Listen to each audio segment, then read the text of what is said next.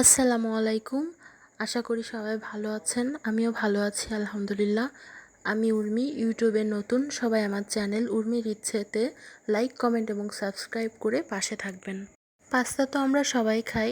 আজ আমি আপনাদের মাঝে চিকেন পাস্তার রেসিপিটি শেয়ার করব। প্রথমে আমি পাস্তাটি রাইস কুকারে সেদ্ধ করে নেব। এটি গ্যাসেও করা যাবে, তবে আমি আজকে রাইস কুকারেই করলাম। তারপরে আমি চিকেনটি রান্না করে নিয়েছি।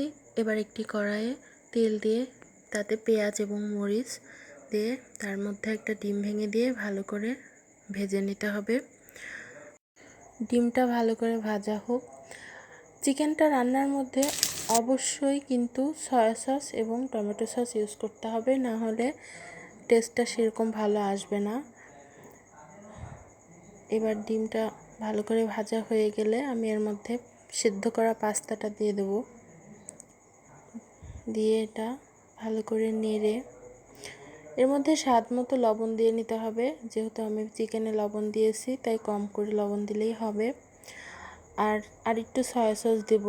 সয়া সসটা সাধারণত লবণ হয়, সেই জন্যে এখানে লবণের পরিমাণ কম দিতে হবে। এবার আমি রান্না করা চিকেনটা দিয়ে দিলাম, দিয়ে এর সঙ্গে ভালো করে মিশিয়ে নিতে হবে। আর এর মধ্যে ম্যাগি মশলাটা দিলে টেস্টটা আরও ভালো হয়, তাই আপনারা চেষ্টা করবেন এর মধ্যে ম্যাগি মশলাটা দেওয়ার। ভালো করে এটাকে মিশিয়ে নিতে হবে। হয়ে গেল আমার চিকেন পাস্তা রেসিপি। খুবই সিম্পলভাবে এটা আপনাদের মাঝে দেখানোর চেষ্টা করলাম। ভালো থাকবেন। আল্লাহ হাফেজ।